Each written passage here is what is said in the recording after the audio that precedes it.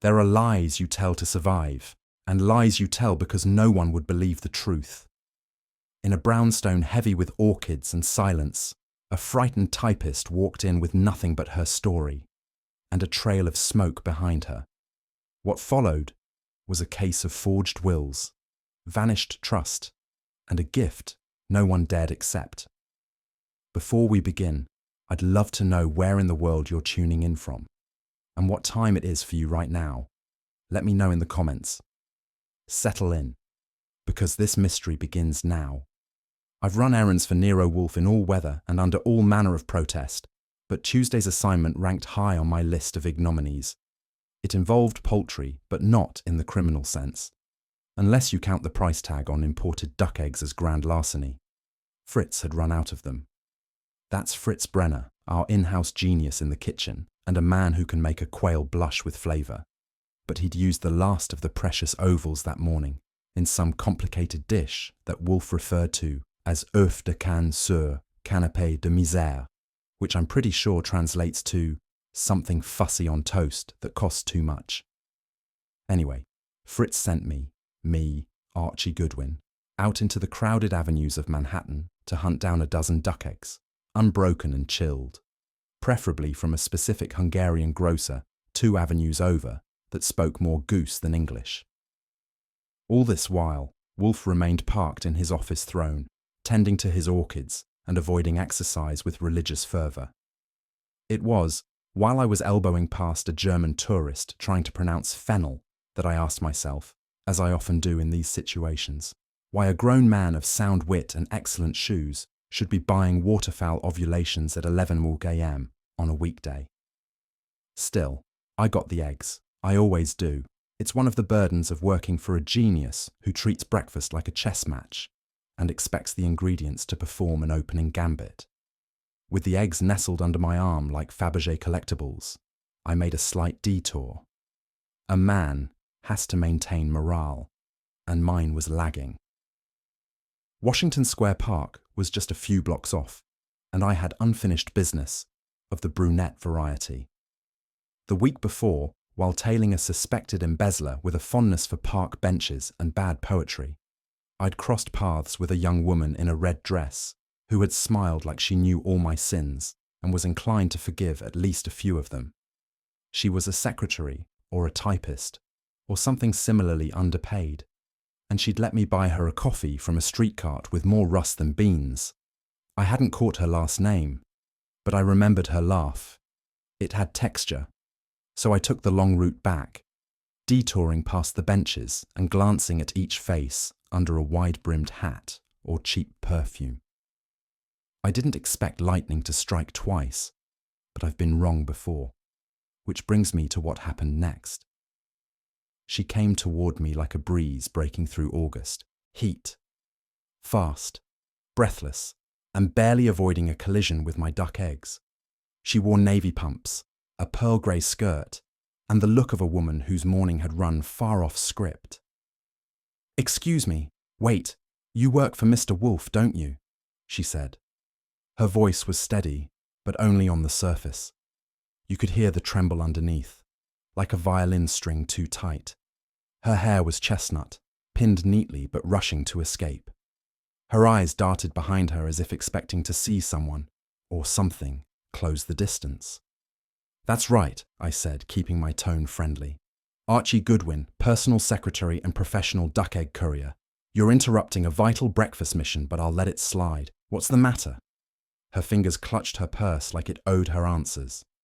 "I need help. Not police help. Real help." "You look like you're about to faint," I said. "There's a bench with your name on it, and I have 10 uncracked duck eggs. That's as stable a situation as either of us is going to get." She hesitated, glanced over her shoulder again. "Someone's following me, I swear it. I was fired this morning. I'm not even sure why. It has to do with a letter. But the letter doesn't exist." I blinked. "Come again." I typed it. Then it vanished. And now the man I worked for is dead. Just like that, the duck eggs were no longer the most fragile things in my hands. I sat Lydia Felder down on the bench like she was a teacup with a crack in it and no saucer. She didn't resist, just perched on the edge like someone ready to bolt at the next sudden movement. Her pulse was still trying to beat a speed record under her throat. "I know what I saw," she said. "That's the part that won't leave me alone." "Let's back up," I told her. "Start with where you work, or used to work, and who the unlucky man was that did the firing." "Carter Vale," she said. "He's a legal ghostwriter. Contracts, settlement language, even full client letters for high-priced lawyers. I was his typist for 2.5 years. "And he fired you this morning?" "Yes. But it wasn't just that. Yesterday afternoon he dictated something strange. A single-page letter. No salutation, just a direct threat. He said it was confidential and didn't want a carbon copy made. Any idea who it was for?" "I didn't at the time. But I saw it on his desk later, folded. The envelope hadn't been sealed yet." She paused, glanced around the park like shadows could talk. "This morning when I arrived, the letter was gone, and he was furious. He said I had overstepped, that I'd looked at something I shouldn't have. He said it was a betrayal of trust and that I was finished." "Did you take the letter?" "No," she said, her voice sharpening. "But someone did, and now it's just gone." I didn't know what the letter said yet, but I knew what this conversation was spelling out. Trouble. "He fired me at 9:15, Lydia said, her eyes fixed on the pigeons scuttling near the curb like they knew something. "And by 2:30, he was dead." I blinked. "Dead? As in—" "Collapsed at his desk. His housekeeper found him. They said heart failure, but I don't think it was natural." Now, I've heard a lot of bizarre segues in my line of work, some involving crying heiresses, others featuring reptiles. But this one had the tempo of a brass band in a library. It went from missing document to morgue in a 5-sentence stretch. "You're telling me," I said slowly, "that the man who fired you for seeing a letter that may or may not exist was dead less than 6 hours later?" She nodded, and for the first time her hands shook. "I know how it sounds, but someone wanted that letter, someone who couldn't risk it being seen. And now I'm being followed. I know it." "By who?" "I don't know. A man in a grey hat, maybe 35 or 40, tan coat.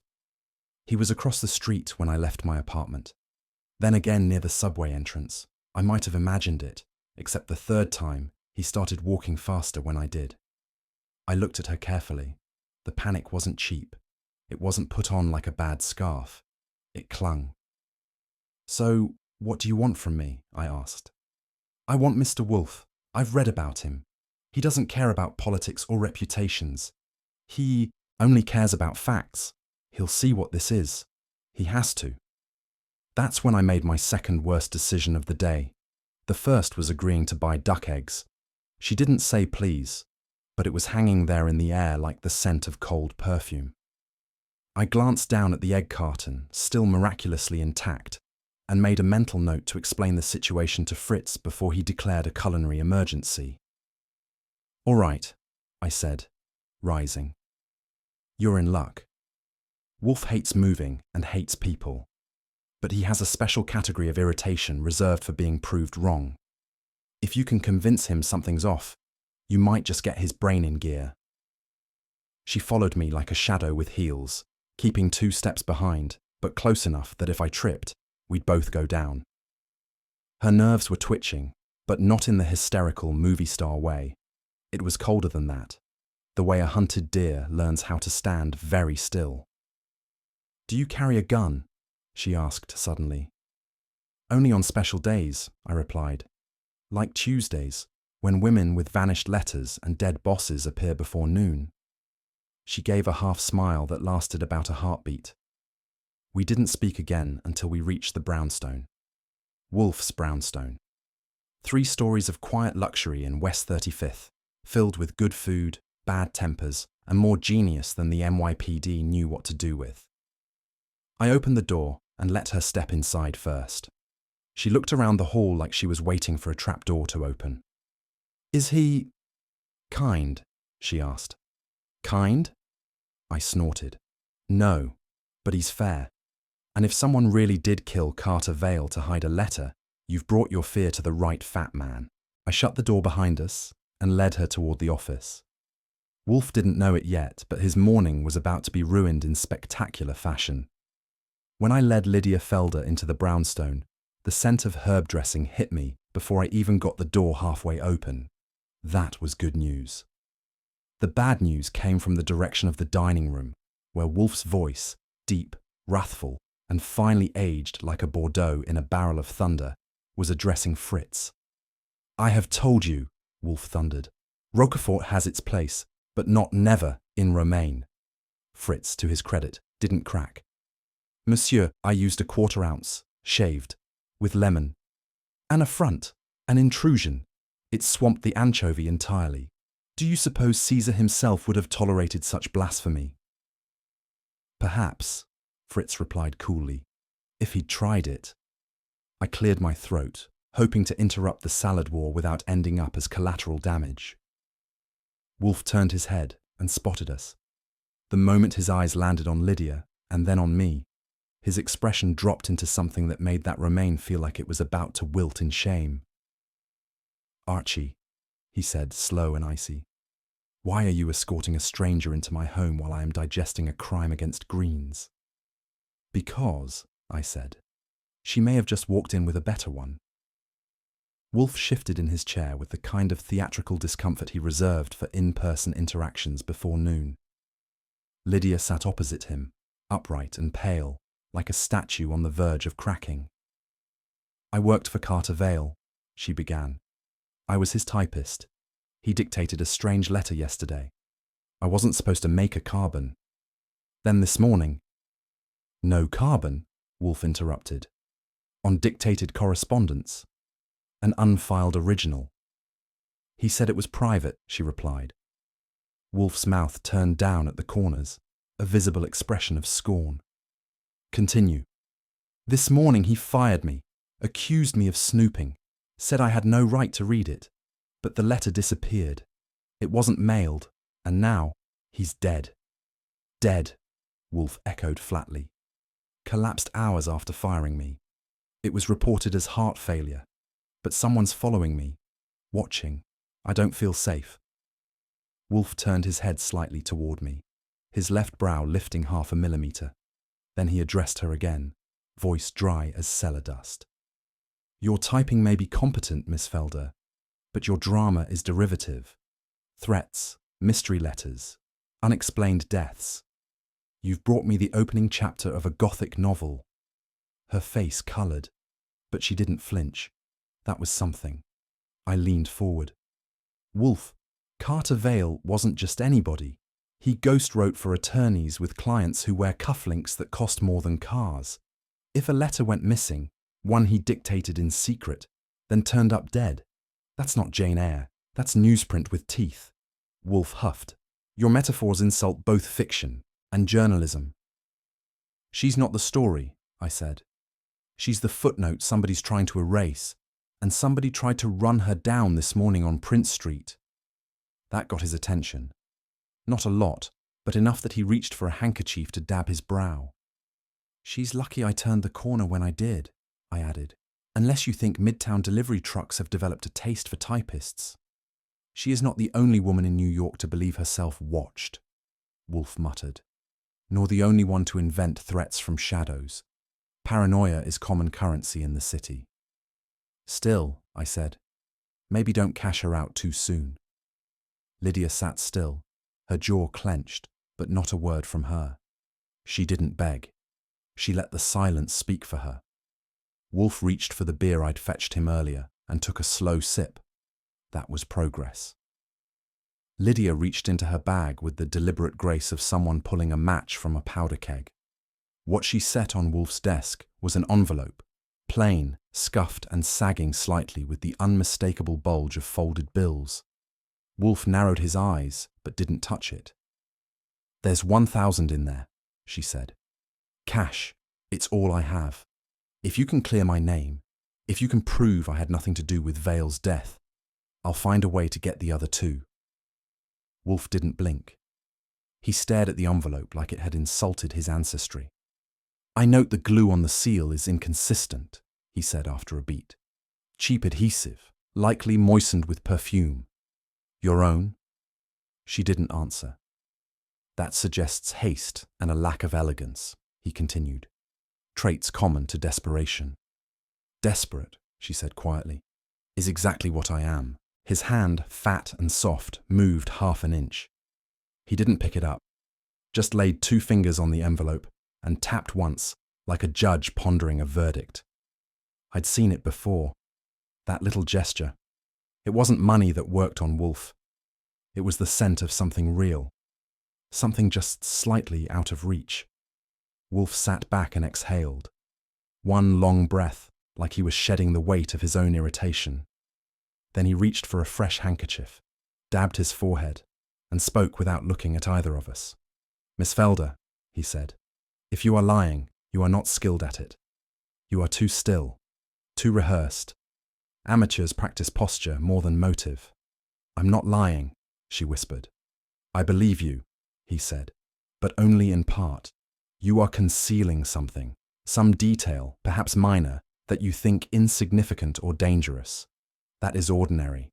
It does not concern me. He tapped the envelope again. This concerns me.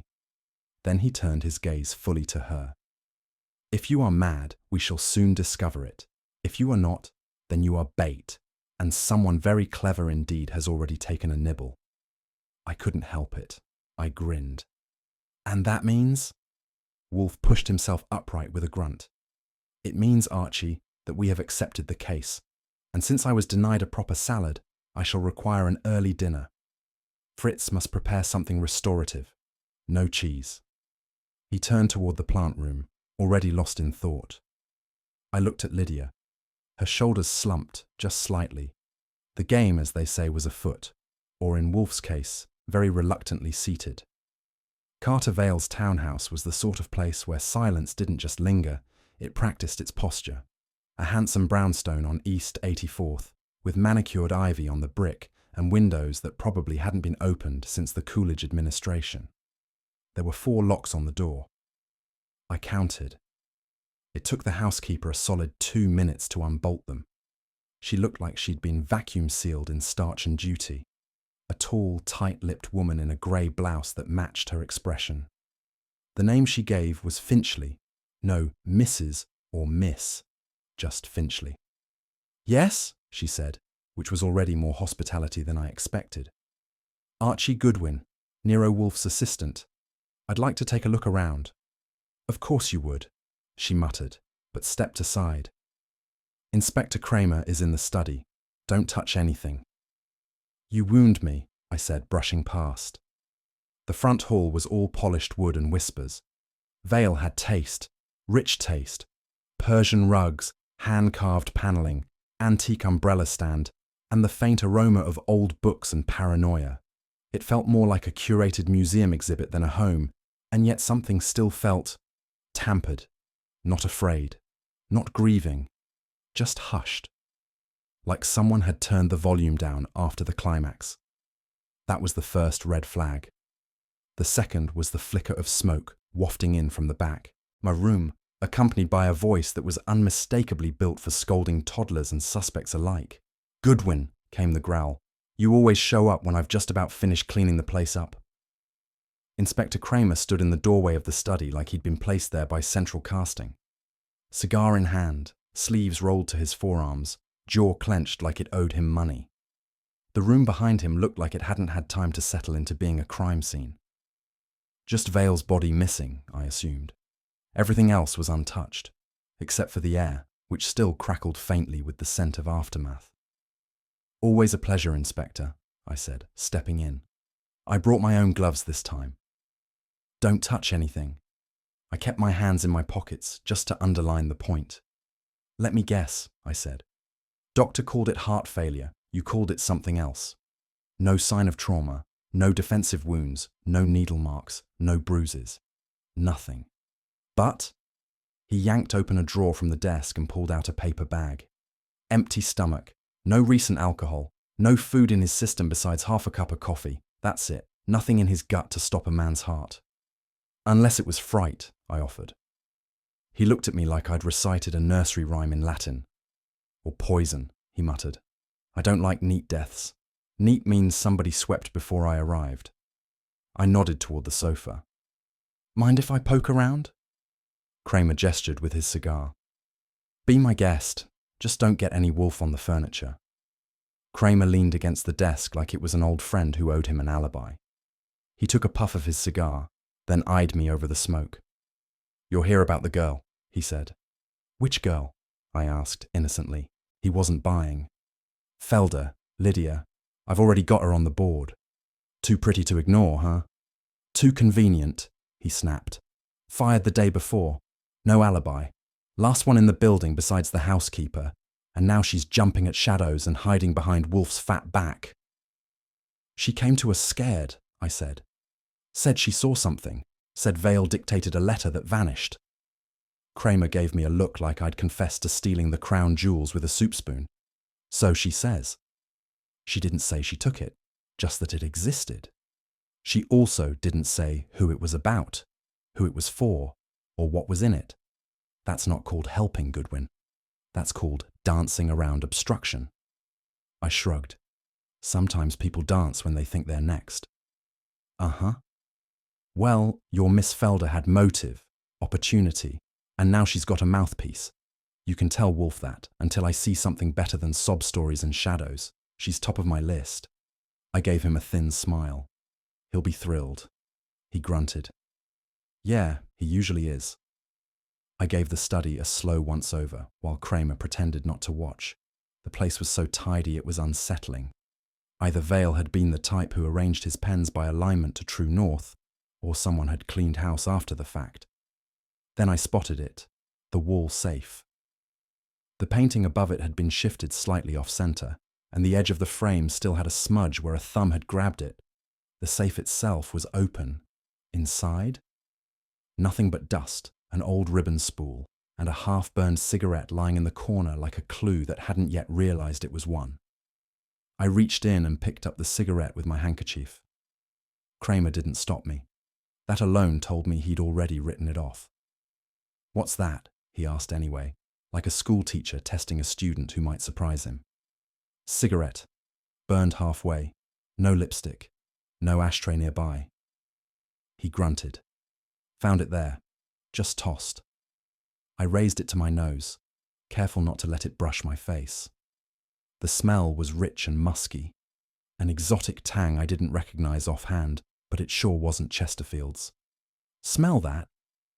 Foreign, Kramer said. Not domestic blend. I sent it to the lab, but I doubt it tells us much. Unless someone lit up in a room they had no business being in, I said. I checked the ribbon spool next. Black, brittle around the edges, and just faintly lined with imprint marks that suggested it had once held something typed, then wound blank. I slipped both the cigarette and the ribbon into my pocket, wrapped in the same handkerchief. Kramer saw me, but said nothing. Some days, the man picks his battles, and some days, I get lucky. The study had that just vacuumed look Kramer always hates. Nothing was where it shouldn't be, except the body, which had been carted off, and the safe, which had coughed up its secrets a little too cleanly. But above the desk, framed in gold leaf and arrogance, was a black and white photograph that didn't fit the room. It showed a woman in a wide-brimmed hat, all angles and elegance, seated next to Vale in what looked like a sunlit French garden, pretending not to be bored by him. Who's the lady? I asked. Finchley had crept back into the room like a librarian ready to shush a riot. At my question, she froze for half a breath too long. Mrs. Margot Quayle, she said. Client. Close? She visited often. Weekly. Sometimes more. Legal work. Yes. Private documents. Wills. Financial trusts. Mr. Vale handled matters discreetly. And recently? She hesitated. Yes. 2 weeks ago. The photograph gave me a little more context. Wealth, class, probably a string of dead husbands or bitter stepsons in her wake. The kind of woman who ordered people around with the same tone she used on waiters. Finchley was already regretting the honesty. I gave her a polite nod and turned back to the frame. Sometimes motive wears lipstick and pearls, and sometimes it hires someone to make its paper trail disappear. Back at the brownstone, Wolfe was where he usually was at 4 in the afternoon, elbow deep in orchids, expression serene, mood treacherous. I briefed him on the photograph, the widow, and the housekeeper's sudden interest in shutting her own mouth. He didn't blink, just plucked a dying petal from a Miltonia spectabilis and let it flutter to the table like a wounded alibi. "Margot Quayle," he murmured. "Yes. Her name has adorned lawsuits and scandal columns alike, though rarely the same week. Wealthy, unpleasant, married well, repeatedly. So what's the move?" I asked. He didn't look up. "Saul Panzer." I picked up the phone. Saul doesn't need explanation. He needs names. But Wolfe, as usual, added his own spice. "Have him begin with the liars who smile," he said. "Which ones?" I asked. "That's half of Manhattan." "Precisely." Lydia, seated across from me, looked smaller than usual. She watched Wolfe like you'd watch a man examining the last match in a blizzard. He didn't notice, or pretended not to. Wolfe's empathy for clients ranked just above his interest in Luxembourg's fishing exports and slightly below his interest in the Yankees. As I hung up, I said, "She's worried." "She should be," Wolfe replied. "Being innocent does not preclude being hunted." I pulled the handkerchief from my jacket pocket and laid it gently on Wolfe's desk. Inside, the brittle ribbon spool I'd salvaged from Vale's safe. It looked like it had once meant something. Now it was just a used-up strip of silence. Wolfe took one look and made a face like I'd dropped a mouse in his soup. "Don't tell me you expect revelations." "No, sir," I said. "Just the ghost of one." He took it in 2 fingers, holding it as if it might infect him with ineptitude. Then he examined the ribbon, carefully, without hurry. No carbon copy, no typed letter in evidence. "This," he gave the spool a small tilt, "is a puzzle with erased clues, but still solvable if one knows where to squint." He rang for Fritz. "Bring the glass dome from the cabinet in the rear pantry," Wolfe instructed. "Yes, that one." When Fritz arrived, looking puzzled and faintly amused, Wolfe placed the ribbon inside the dome as if it were a Fabergé egg, then slid it to the edge of the desk, within sight but far from relevance. It was, as always, his way of saying, "I haven't forgotten this, but it isn't ready to speak." As I watched him turn back to his orchids, I couldn't help thinking about Lydia, waiting for justice from a man who preferred logic to compassion. One missing letter, one dead writer, and one woman running out of people who believe her. And still, the ribbon sat silent. Saul Panzer doesn't report in with fanfare. He just appears, quietly, like a coat you forgot you owned but desperately need. It was just past 11 the next morning, and Wolfe had declared the case temporarily dormant, which meant he was reading Montaigne and drinking beer like the world had nothing more urgent than the correct folding of a napkin. I let Saul in and ushered him to the office. "Let's make this quick," Saul said. "I've got 3 lawyers watching me from across the street." "That implies progress," Wolfe murmured, gesturing him to the red chair. Saul sat. "Carter Vale rewrote a will. 2 weeks ago. Client, Mrs. Margot Quayle." "The widow," I said. "Third widow," Saul corrected. "This revision removed her stepson Graham from the inheritance entirely. Left the whole thing to a medical foundation." "Which one?" I asked. "Thoreau Institute," Saul said, with a flicker of satisfaction. "Ring a bell?"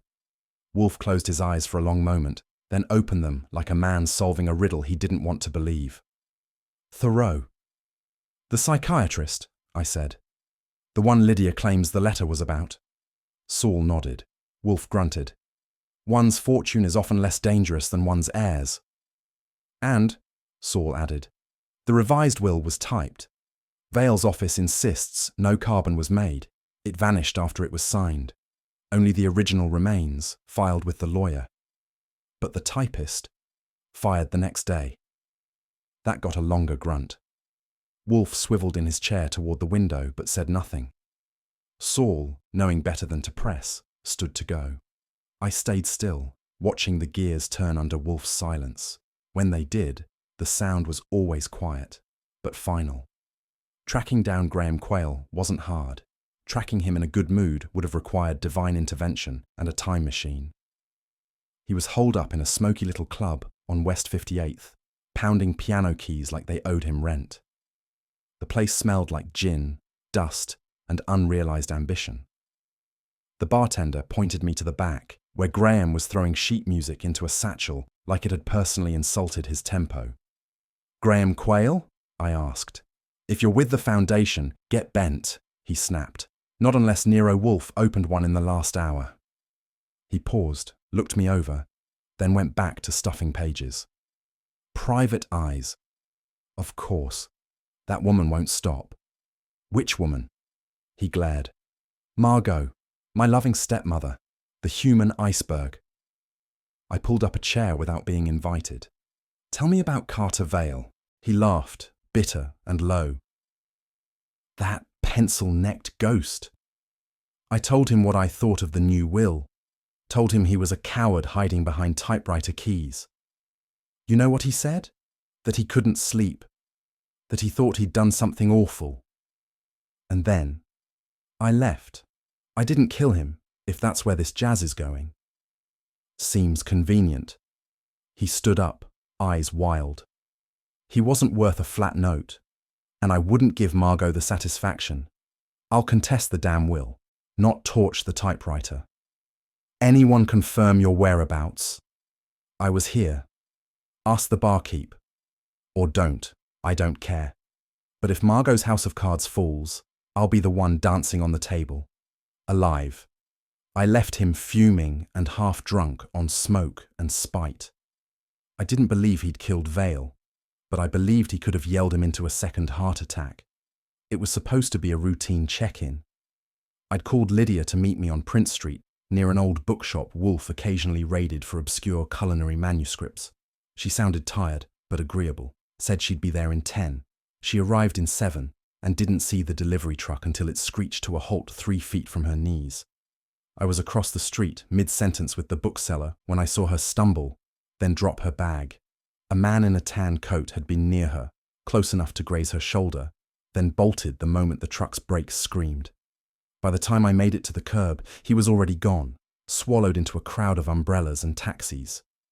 Lydia sat on the ground, white-faced, her skirt torn at the knee and one shoe halfway off. "I didn't step into the street," she said. "I swear. He nudged me. He was right there." "You saw his face?" "No. Just a hat. Grey.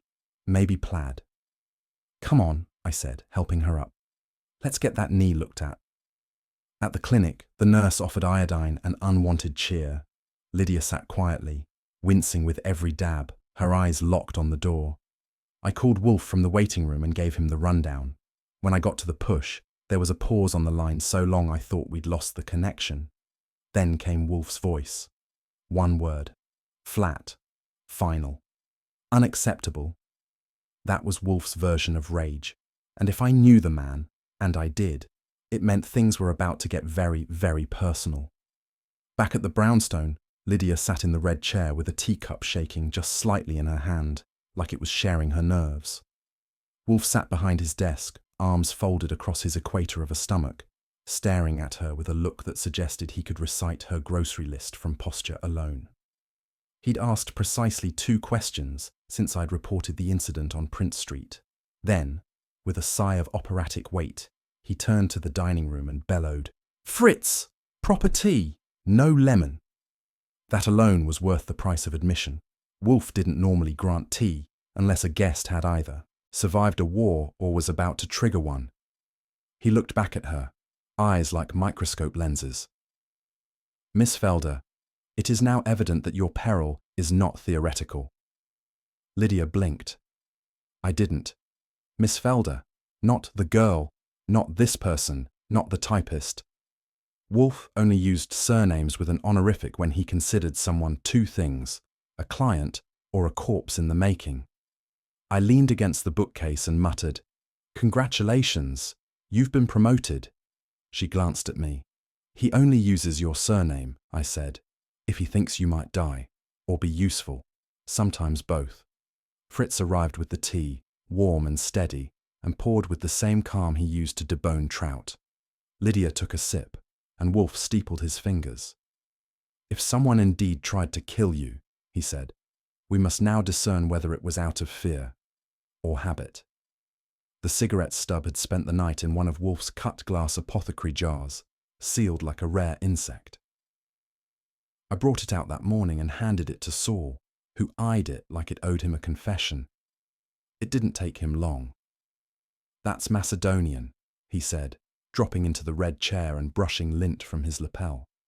A brand called Velikov Imperial, imported in small batches, hand-rolled. Only one shop in Manhattan carries them, Beskov's on Lexington. Exclusive clientele? Wolfe asked without looking up from his morning beer. Saul nodded. Very. Most buyers are foreign consulate staff, niche academics, and one local head shrinker who thinks Freud didn't go far enough. Name? I asked. Saul checked his notes. Dr. Millicent Thoreau, Upper East Side, 2 brownstones over from Vale. I looked at Wolfe. His brow twitched. A psychiatrist, he muttered. Of course. I do despise professionals who peddle fog as medicine. So often they trade ethics for interpretation. Think she's our ghost letter recipient? I asked. Wolfe didn't answer directly. Instead, he leaned forward and tapped the jar. If she smoked this in Vale's study, then yes. But the real question is whether she left it accidentally or arrogantly. Lydia, who had been sitting quietly, drew in a breath. I remember the name. Dr. Thoreau. It was on the letter I glimpsed. It was addressed to her. That sealed it. Wolfe reached for the phone with the precision of a duelist. Get Fred, he told me. I want eyes on this doctor. And ears. Fred Durkin doesn't blend into a place. He inhabits it. Like a radiator, large, quiet, and always watching. So when Wolfe dispatched him to Thoreau's office on East 82nd, I knew the doctor's foyer was about to get a subtle shift in temperature. By that evening, Fred was back in the office, hat in hand and eyebrows arched higher than usual. Unusual setup, he began. Receptionist skittish, jumped when the phone rang. Clients come and go on a staggered schedule, but there's something funny about the pacing. 15-minute sessions, but I counted 3 patients who left after 6. Late arrivals? Wolfe asked. Nope, one guy didn't even take his coat off. Walked in, came out, looked over his shoulder the whole way. Did you speak to anyone? Didn't have to, Fred said. There's a clipboard near the door with patient initials and appointment times. I jotted down what I could. Wolfe nodded. And after hours? Fred scratched his jaw. Waited until 6. Receptionist locked up. At 6:30, a man came out the side entrance. No coat, no hat. Didn't match any patients I saw earlier. Went straight to a black Buick and drove off. Wolfe tapped a finger on the armrest. Interesting. He didn't look like a patient, Fred added. More like a handler. Wolfe muttered, watch the locks. Psychiatrists fear their own records. Fred blinked. You think they're hiding files? No, Wolfe said. I think they're hiding everything. I chose a corner booth at a cafe near Gramercy Park. Quiet, discreet, and dim enough that confessions didn't echo. Lydia showed up late, hair tucked under a modest hat, gloves tight on her fingers like they were afraid of being caught doing something. She slid into the booth, and I didn't push right away. I waited until the waitress brought the tea and a slice of something called Hungarian honey cake. Lydia didn't touch either. Okay, I said. Time to stop the waltz and start the foxtrot. You told Wolfe you typed the letter. You didn't. Let's have it straight. Her lips pressed together. Then her shoulders gave a slow, guilty slump. I didn't type it, she whispered. But I read it. I had to change the ribbon that afternoon. Vale was in the other room. I glanced at the carriage feed. The last thing he'd typed was still there. And it was addressed to someone named Thoreau. It said her report was fraudulent. that he had evidence it had been fabricated to sway a malpractice verdict. I leaned forward. Wait, medical fraud? In a legal case? Yes, she said. He wrote that her psychiatric evaluation helped a client avoid a damaging judgment. He called it a lie with consequences. You're sure it was about a court case? Absolutely. He used those words, malpractice, deposition, and liability. When was this? Yesterday, just before 5. And the next morning he fires you? She nodded. He didn't even mention the letter, just accused me of overstepping. Then, he was dead. Her hands trembled, finally reaching for the tea, more for warmth than comfort. I believed her, and if she was telling the truth now, someone else was lying at professional volume. I tapped my knuckle on the table once. Thoreau, you're sure that was the name? Yes, she said. It stood out. So let's connect the dots, I muttered. Vale types a letter accusing Dr. Millicent Thoreau, a licensed head shrinker, of faking a report that tipped a lawsuit. That letter disappears. Vale dies. You get shoved into traffic. And the only tangible clue Wolfe has is a cigarette that smells like imported Balkan storm clouds and leads directly to her. Lydia said nothing. She didn't have to. I looked out the window. It was one of those grey Manhattan days that turned concrete into mood and made truth harder to find than parking. I leaned back and scratched my chin. Did Vale ever say he was going to send the letter? No, Lydia said softly. That's the thing. He left it on his desk for about 20 minutes, then it was gone. I don't know if he mailed it, burned it, or someone else took it. Was anyone else in the office? She paused. Just the cleaning woman. But she never came upstairs. Still, I said, if the letter went missing and someone knew it existed, they'd need to make sure it didn't get rediscovered. Her eyes widened just a notch. That's when a familiar voice, gravel with a badge, cut through the clink of silverware behind me. Well, well, it said. Isn't this cozy? I turned. Kramer stood there, looking like a man who had stepped in something and was about to spread it around. Kramer didn't sit. He loomed. That's his preferred stance when he thinks he's got something sharp, and he wants you to bleed slow. Mind if I interrupt this charming breakfast with a body? He said. Yours? I offered. Only if it comes with a check. He didn't smile. That was too much to hope for. Graham Quayle, he said. You saw him recently. Sure, I replied. Spoke to him 2 days ago. Looked like someone who'd choke his piano if it played the wrong chord. Well, it doesn't matter now, Kramer grunted. He's dead. Lydia gasped beside me. Kramer clocked it, stored it. He was found this morning, the inspector went on. In his apartment, gunshot to the head, suicide note typed, no signature, a revolver beside him with the serial filed off. Let me guess, I said. No prints. Clean as a choir boy's conscience, no powder burns either. Whoever staged it had gloves, time, and bad taste in poetry. The note was 2 sentences of pure cheese. Lydia was pale now, staring into her tea like it might spill secrets. I reached across the table and gently nudged her saucer. What's the connection? I asked. Kramer folded his arms. You tell me. He argued with Vale. Got cut from the will. Then your girl here gets fired. Vale dies. Now the stepson eats a bullet with no smoke. Lydia's voice was barely audible. You think I had something to do with that? I think, Kramer said. You're standing in the middle of a chessboard and acting surprised that pieces are falling. And just like that, Lydia Felder was no longer just a client. She was a link between 2 corpses. If Kramer had come for breakfast, he skipped it in favor of a fresh warrant and a sour disposition. He slid into the booth beside Lydia like a bad dream in shoe leather. You're done, he told her. You lied to the police. You withheld a letter that might be motive. And now your alibi for last night is flakier than pastry. I cleared my throat. Hold it, Inspector. You want to make a scene? Fine. But you're not hauling anyone off in cuffs until she finishes her cake. I don't want her damn cake, he barked. I want the truth. And I want it before the morgue gets a third name to file under V. Lydia flinched like he'd slapped her. Her eyes welled up, and I'll admit it. Even I shifted in my seat. I was trying to protect myself, she whispered. That's all. When I saw what the letter said, I panicked. Kramer looked like he'd just smelled a rat that owed him money. You panicked? You know who else panicked? Vale. Before someone helped him out a window.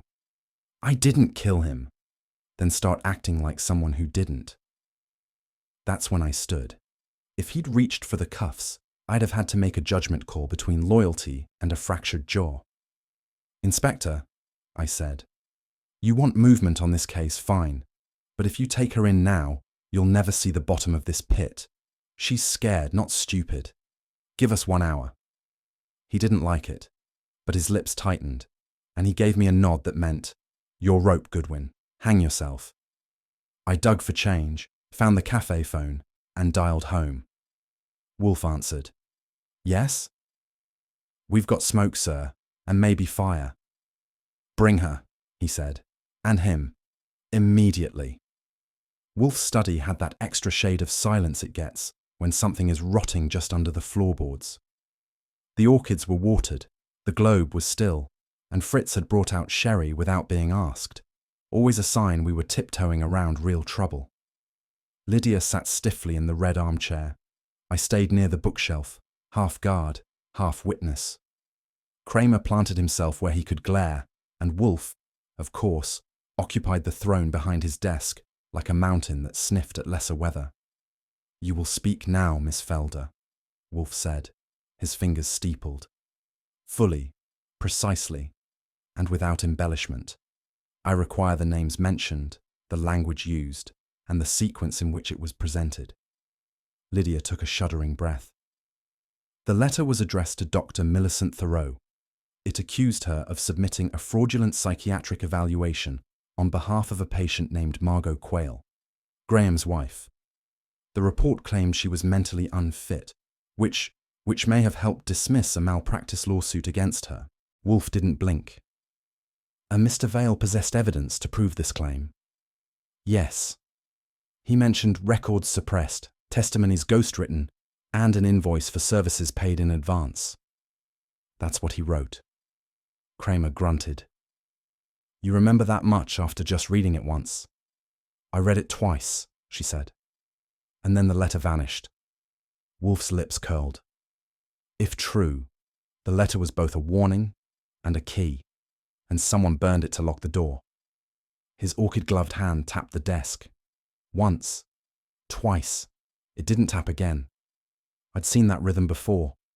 The rare percussion of Wolfe disturbed, which meant someone had not just crossed a line, they'd torched it. Wolfe sat still for nearly a full minute, which in our world is the equivalent of thunder. Then, Archie. Yes, sir? You will locate and deliver the following persons. Dr. Millicent Thoreau, if she is still in the city.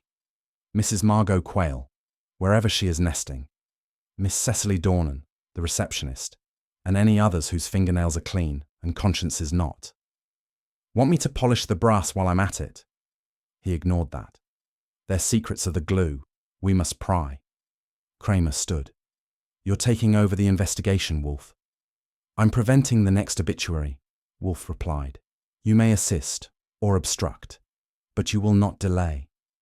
Kramer's brow creased, but he gave the smallest of shrugs. If someone else drops dead, I'll be sure to send you flowers. Wolfe nodded toward me. Go, Mr. Goodwin. So I slipped on my hat, which in this game means war. Outside the brownstone, the air had turned cooler, sharper, the kind that makes your lungs feel like they just swallowed truth wrapped in sandpaper. Time to go fishing in a pond full of snakes. There's an art to arranging chairs in Nero Wolfe's office. Most days, I just try not to trip over one. But when Wolfe tells me to prepare the room, it means war's about to start, and the furniture's the front line. I put Lydia Felder closest to the globe, low lighting, least intimidating. She needed it. Her hands were knotted like she was crocheting with nerves. Next came Margot Quayle, granite in heels.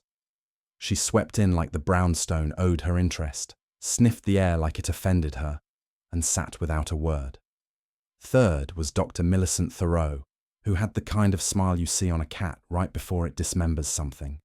She perched on the edge of the chair, spine straight as doctrine. Inspector Kramer took his usual corner, where he could glare, grumble, and light illegal cigars. He did all three with flourish. I stood behind Wolfe's chair, taking in the tableau. The fat man himself hadn't entered yet. When he finally did, walking slow, precise, his orchid yellow tie glowing faintly in the lamplight, the whole room went taut. He sat, folded his hands. Then silence.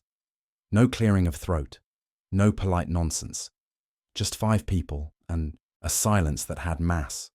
Wolfe looked at each of them, one at a time, like a chef inspecting ingredients for rot. Finally, he spoke. "This is not a courtroom." His eyes, dark and still, swept the semicircle. "It is worse." No one laughed. Wolfe let that sink in like poison in a cup. Then he gestured to me. "Mr. Goodwin." "Sir." "Tell them what Mr. Vale was." I gave them the short version. Leonard Vale was a typist, which isn't a glamorous trade, unless what you're typing has teeth.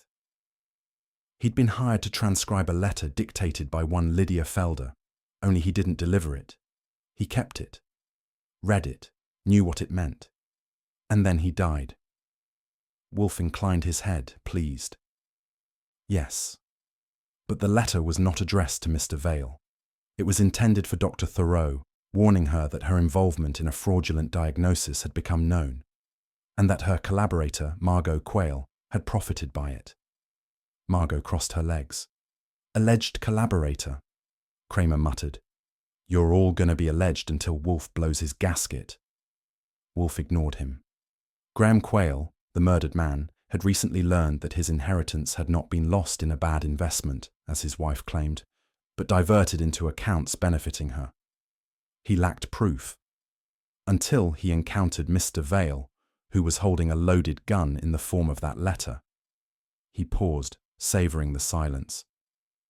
Mr. Vale, regrettably, had principles. He tried to warn Dr. Thoreau, and perhaps he tried to sell silence to Margot Quayle. Whatever his plan, he never got the chance. Someone staged his death to look like suicide. Dr. Thoreau folded her arms. "That's conjecture." "No," Wolfe said softly. "It's deduction. The position of the body, the absence of powder burns, and the conveniently vanished letter. Someone silenced the typist to keep the message undelivered." Lydia let out a quiet gasp. Margot didn't move. Kramer ground his cigar against the arm of the chair like it owed him answers. Wolfe turned his gaze to the others. Graham Quayle discovered Vale had typed something dangerous. He confronted him, not as a friend, but as a desperate man. What followed was not an accident. It was the hinge on which every other door swings. Wolfe reached into his drawer and withdrew a slip of yellow notepaper. No drama, just yellow and neat, like a forgotten grocery list. He didn't pass it around. He read, "Dear Dr. Thoreau, you know what you did, and so do I. The report you submitted was fiction, and the invoice proves it. Consider this a warning. If you don't disclose the truth, I will. The original draft and the notes are safe. You have until Friday. LV." Silence fell again, but it wasn't clean. This time, it buzzed. Dr. Thoreau lifted her chin. "That letter is fabricated. I've never seen it. There is no original." Wolfe tilted his head slightly. "Indeed, but it did exist." Margot Quayle rolled her eyes.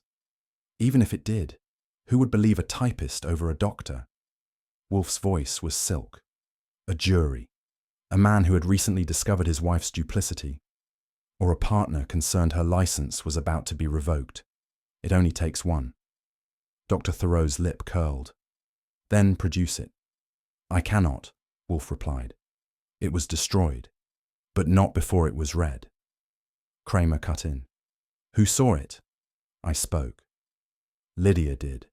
She read it after it was left on her desk by Vale. She didn't destroy it, but she didn't keep it either. When she returned, it was gone. Because someone took it, Wolfe added. The letter was the one piece of proof that could tie the fraudulent report to motive. Its disappearance isn't unfortunate. It's strategic. Dr. Thoreau opened her mouth, closed it again. Her nails clicked once against her glass. Margot smirked. So, what? You're saying I killed Vale? Wolfe's eyes narrowed. Not yet. I am saying motive is no longer in question. What remains is opportunity. He placed the slip of notepaper back in the drawer. Mr. Vale's death was not a suicide. It was an act of fear, cold, premeditated, and necessary. Necessary to who? Kramer growled. Wolfe looked at him. That, Inspector, is what we shall now determine. And just like that, the walls began to sweat. Wolfe leaned back, eyes closed, fingers templed. That's always a bad sign, for someone else. I do not believe in ghosts, he said, but I do believe in ghostwriting. He turned his head toward the door. Fritz. The man himself appeared within seconds, wearing his apron and an expression that mixed pride with sheepishness, a look I've seen before when he discovers truffles gone missing. Yes, sir? Wolfe nodded toward the safe on the far wall. The ribbon. Fritz padded over, opened the safe like he was retrieving a crown jewel, and came back with a glass case holding an old ribbon spool, the kind that fed into Wolfe's typewriter, the kind Vale had borrowed. Fritz held it aloft like a relic. I kept it as you instructed, in wax paper. Lydia let out a soft sound, a kind of breathy shock. Margot narrowed her eyes. Thoreau? Well, her spine went iron rod. Wolfe gestured, and Fritz placed the case in front of him. Then Wolfe reached for an envelope, unsealed it, and drew out a single piece of translucent paper, thin as dragonfly wing, with black ghost lines re-inked along the surface. The work, Wolfe said, was done by a lab in White Plains. Saul arranged it. Speak of the devil. Saul stood at the back wall, leaning like he'd been born there. The man doesn't smile often, but he was close now. Wolfe slid the sheet under the lamp. Observe. We all leaned in. It was faint, but clear enough. Your false report aided a theft. I cannot remain silent. Dr. Thoreau went still, like stone. Margot shifted in her chair. Lydia pressed her fingers to her mouth. Typed by Leonard Vale, Wolfe said softly, on this very ribbon. He believed that exposing the fraud would absolve his conscience. He did not realize he was signing his death warrant. Kramer scratched his head. So, the original letter's gone, but this confirms that it existed, Wolfe finished, and that someone wanted it erased. He turned his gaze back to the doctor. That someone was in this room. Wolfe swiveled slightly. For him, that's practically interpretive dance. There is more. He glanced at me, and I took the cue. From my jacket pocket, I drew out a small plastic envelope. Inside, a cigarette butt. Nothing special, unless you knew where it had been. I handed it to Wolfe. He held it between two fingers like it was a dead insect. This, he said, was found by Mr. Goodwin beneath the window ledge in Mr. Vale's study. Dr. Thoreau blinked. That proves nothing. He may have smoked. He didn't, I said. Vale was a teetotaler and a non-smoker, verified by both his widow and his life insurance file. He didn't even allow it in his office. Wolfe continued. The tobacco is rare, a blend of Macedonian leaf, expensive, and almost impossible to find in this country. We traced it through a boutique tobacconist on East 48th. They keep excellent records. He paused just long enough to make Thoreau flinch. And it is sold to precisely one client in New York City. Thoreau stared. Coincidence? Hardly. Wolfe's voice was gentle now, which is when he's at his most dangerous. You returned to Vale's office the day after his death. You searched for the ribbon, the letter, perhaps even a draft. And in your haste, he held up the cigarette. You left your signature. Kramer grunted. Why the hell would she light up in the middle of a murder cleanup? Because murder makes one anxious, Wolfe said, and arrogance makes one careless. The room was on a slow simmer, and Wolfe, being Wolfe, turned the heat up. He glanced at Saul, who stepped forward with the casual flair of a man delivering doom. In his hand was a white envelope, and inside it, the final flourish. Saul opened it and drew out the burned ribbon spool. It was half melted, warped from the fire, and dusted with fine black soot. He handed it to Wolfe, who placed it gingerly on the tablecloth and spoke with precision. "This," he said, "is what remained of the original spool. The one Fritz preserved was its twin, saved before the attempt to destroy its mate. You tried to burn the evidence." Thoreau laughed, brittle. "That's preposterous." "No," Saul said. "That's your fingerprint." He pointed to the darkened smudge on the carbon surface, a partial, but clean enough. Wolfe folded his hands. "The lab confirmed it. The soot trapped your print in the carbon. You handled it in haste, before the fire, not after." Thoreau rose. "You planted that. You—" Wolfe didn't move. "Madam, I would not soil my orchids to frame you. You did that yourself. You killed Vale. Then, fearing what he left behind, you returned to his office, searched for the letter, found the spool, and attempted to destroy it. But you left pieces, and prints, and smoke." She faltered, wavering like a struck match. Kramer rose with a sigh.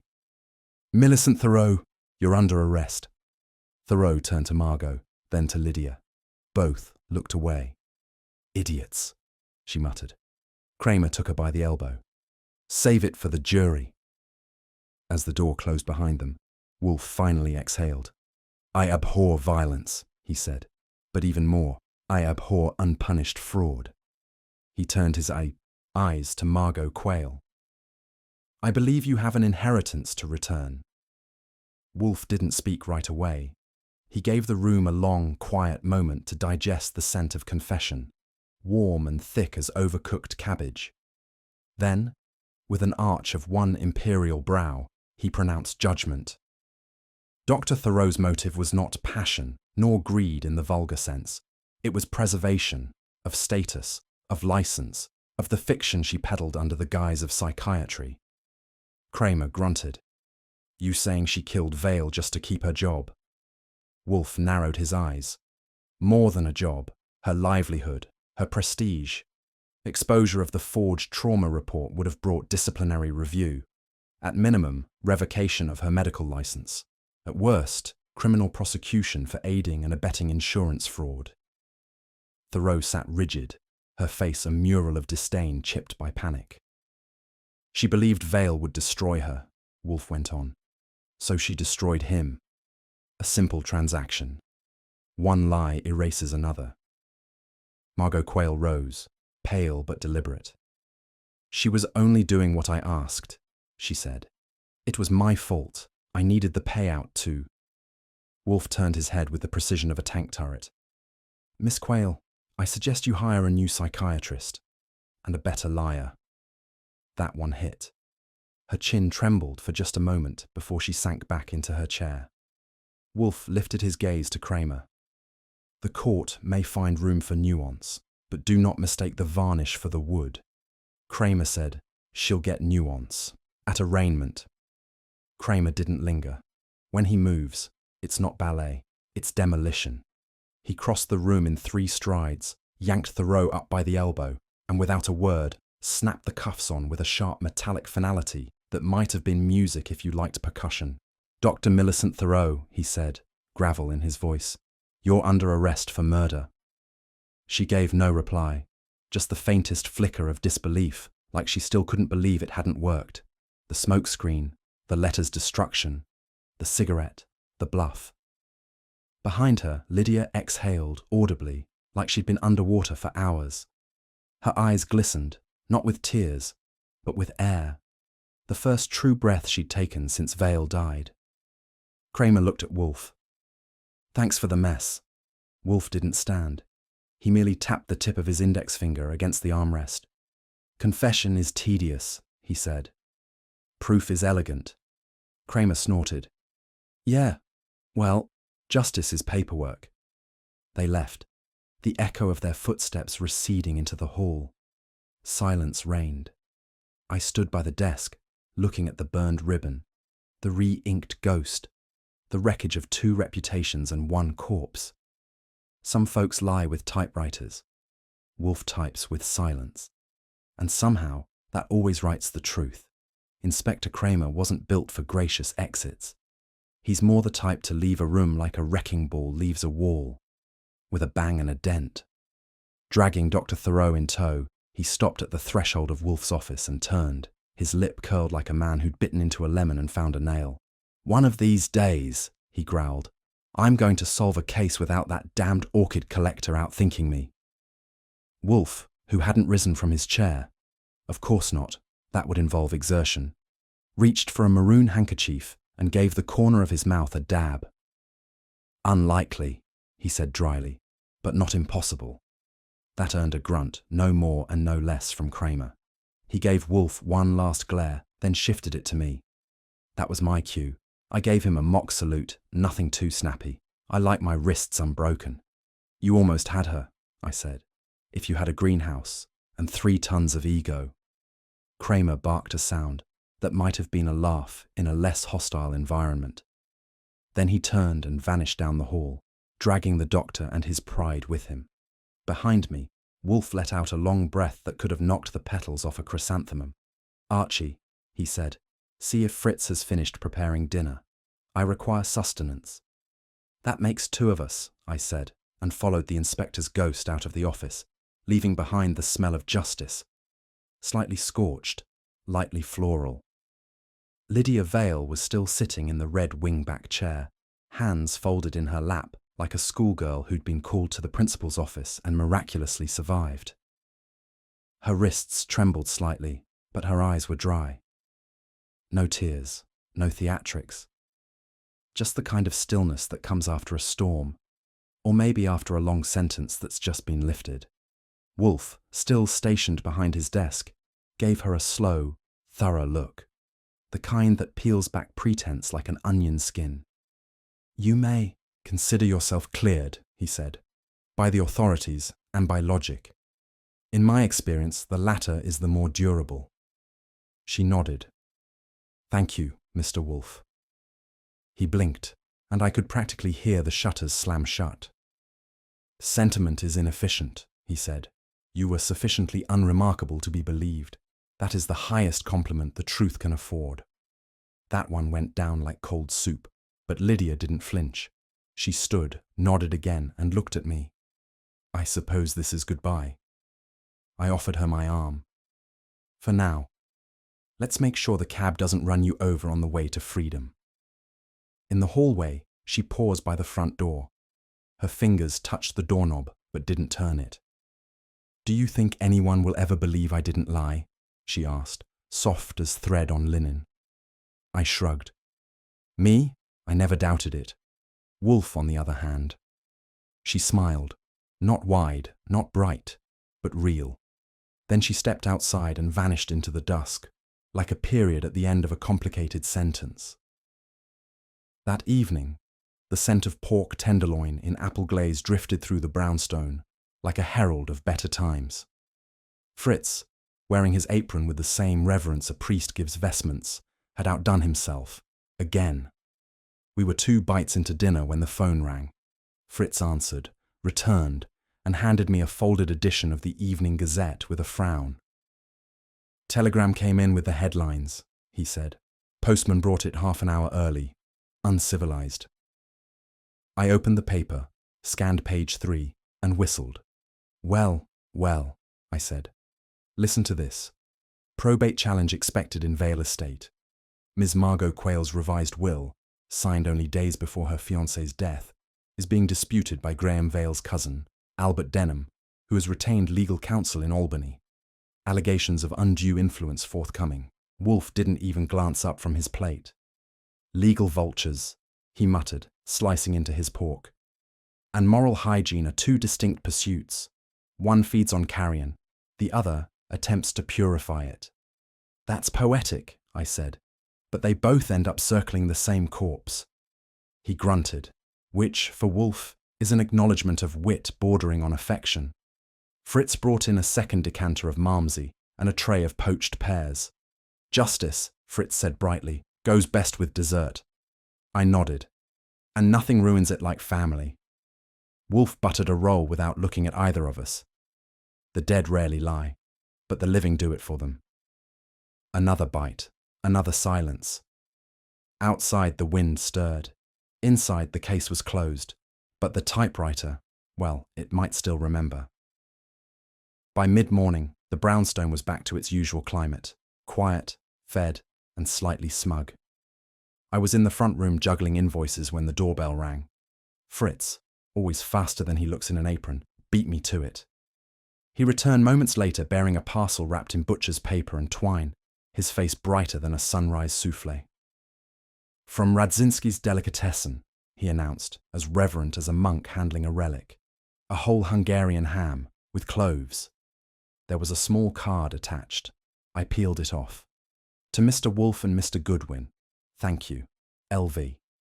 I grinned. Lydia Vale, a woman of few words and one delicious ham. Fritz was already halfway to the kitchen with it when Wolfe's voice detonated from the office. "Archie, come." I found him behind his desk, arms crossed like a man confronting heresy. "That," he said, "was unnecessary." "I beg to differ," I replied. "Pork is never unnecessary." Wolfe's nostrils flared. "Sentiment is salt water to sausage. It corrodes intent. Return it." "Return it?" I blinked. "Fritz is already halfway through the bone. We'll need dental records to identify it." He narrowed his eyes at me. "Then ensure it does not happen again." I gave him a two-fingered salute. "Yes, sir. No more ham, unless pre-approved." Back in the kitchen, Fritz was carving slices like a man possessed.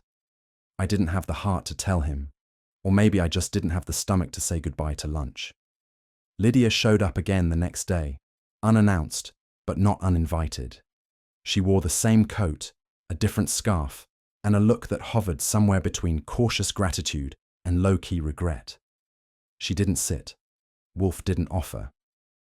"I won't stay," she said, eyes flicking to Wolfe. "But there's someone I think you should talk to. A friend. She's a typist too, only she's being watched by her employer. Something's going on at—" "No," Wolfe interrupted, flat as stone. Lydia blinked. "But I accepted your case. I solved your case. Let that be a singularity." "But she's scared." "That," he said, "is unfortunate. It does not make her unique." The air froze like the radiator had gone on strike. Lydia's lips parted, then closed again. She nodded once and turned for the door. I followed her into the hall because someone in that office had to play human being. She paused at the threshold, hand on the knob.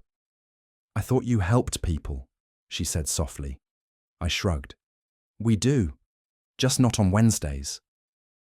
That got the ghost of a smile from her. Then she left. No ham, no envelope, just footsteps and unfinished sentences. I went back in and flopped into the red chair. Wolfe was sipping beer like it had the answer to a moral dilemma. "And just like that," I said, "the firm went back to being exclusive and irritable." He didn't look at me. "You make that sound like a flaw." Wolfe didn't say another word for the rest of the day. Around 4 o'clock, he rose like a mountain, deciding to shift tectonic plates, and headed for the plant room. I gave it 5 minutes, then followed. Not because I'm sentimental. I just know where the silence in that house goes to flower. He was in the middle of the aisle, speaking to a row of phalaenopsis like they owed him money. "They do not lie, Archie," he murmured. "They bloom, or they perish." I leaned against the doorframe, not disturbing the humidity. Even Fritz respects the orchid's private climate. He didn't turn, and I didn't press. There's a rhythm to Wolfe's retreats. You let him marinate in chlorophyll until logic grows back. I stayed long enough to hear him sigh. Later, in my room, I jotted a few notes on the case and tossed them in the drawer. Then I lit a match for the one sheet we never filed, Lydia's original statement. scribbled in haste, full of fear and crossed out lines. It burned fast. And as I watched the last ash curl, I thought, I've met a lot of liars, but I'll say this. When a typist tells you she's scared, believe her, especially if the only copy of the truth went up in smoke. In the end, it wasn't the will, the smoke, or the polished lies that unraveled the truth. It was fear, typed into silence, and a mind unwilling to be deceived. Justice arrived without flourish, as it often does in Wolfe's world, delivered in silence, sealed with contempt, and brushed aside like a ham too seasoned with sentiment. And Lydia? She walked away with her name cleared, but not her doubts. Some stains don't lift with truth, they fade only with time. Would you have trusted her story before the orchids bloomed? Let me know your thoughts in the comments. And if you enjoyed the mystery, be sure to like the video, share it with someone who loves detective stories, and subscribe for more. Not every case ends with applause, but the truth, once found, always echoes.